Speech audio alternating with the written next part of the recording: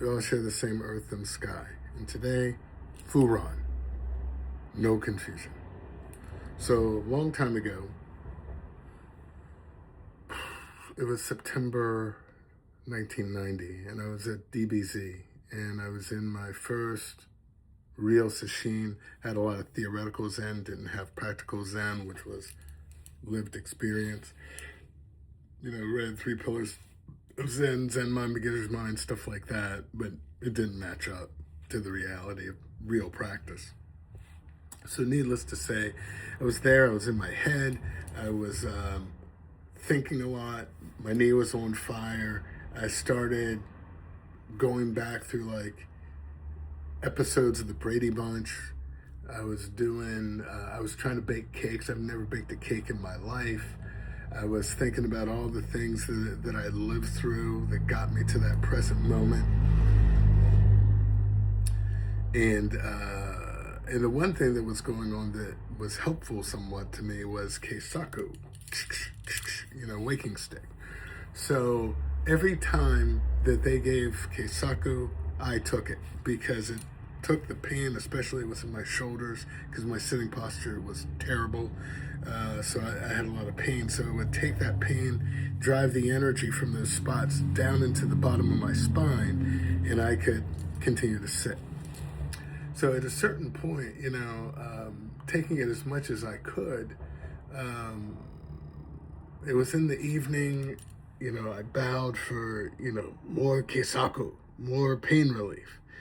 And it didn't come.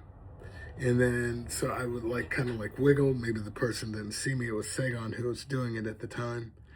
It still didn't come. So I literally go like this, wave my arms, bow, waiting for it. Nothing comes.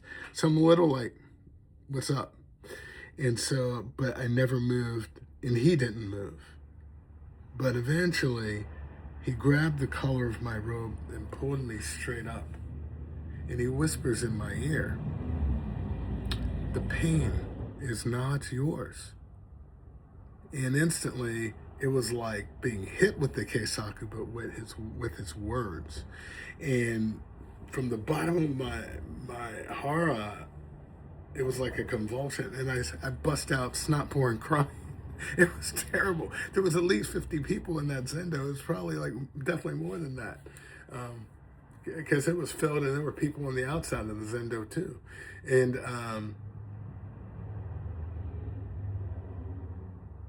but that statement, the pain is not yours. How could it not be? I went through so much shit. Are you fucking kidding me? How'd I get to DBZ? Nobody comes to a monastery and does that stuff to themselves and is a happy person. There has to be some drive. Wanting some version of relief because maybe everything else that we've done, we can't get the answer. And so there we are.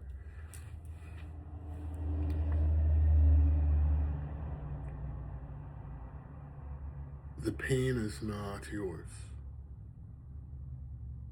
And so today, 35 years later, one of the things I was working on today, calligraphy, no confusion. Fūran.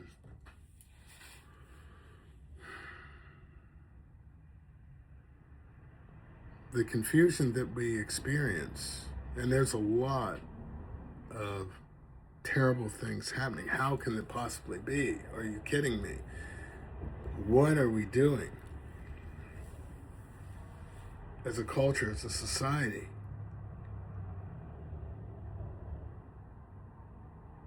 Greed, hatred, and delusion born of our body, mouth, and thought. Nobody's confessing, and so therefore we can't purify it all. It sucks. It sucks. Because it's not honestly necessary. It's not like a meteor landing on the planet. We're fucking doing it to ourselves because of greed, hatred, and delusion.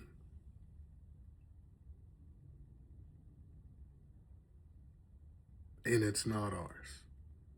It's an aspect of the mind There's the assumption that it's who we are and what we're doing.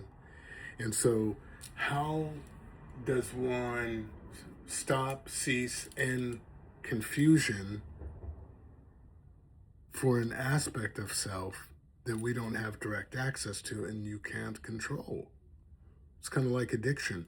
We're helpless and without authority over aspects of the mind. That's what addiction actually is. Mind's natural anxiety, fear, worry, insecurity, discontent, yada, yada, yada.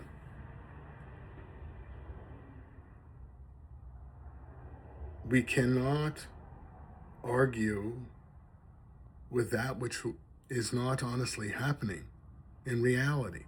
It's a hallucination. It's not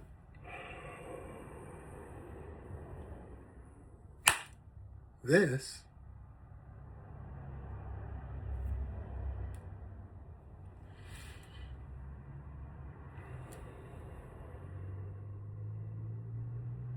And when I became still,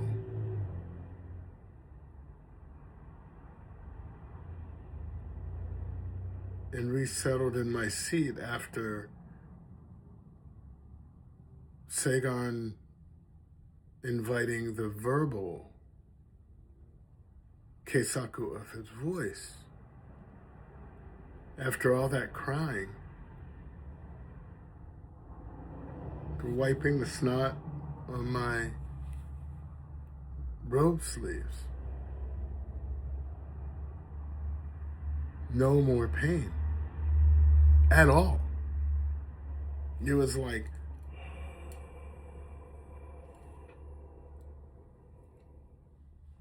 a mountain. And it wasn't the transactional me. I don't even have real words for it. I can point at it, but I can't. That part was not confused.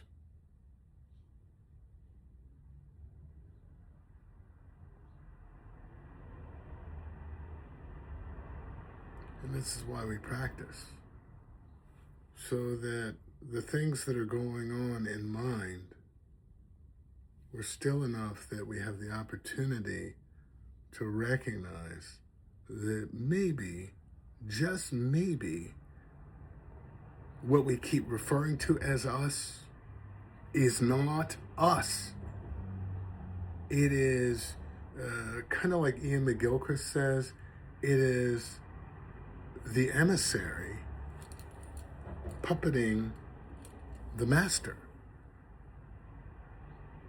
And when that happens, the only thing on the menu after that is suffering on a spectrum. And this is what we're seeing all around us. The cruelty, the meanness, the othering.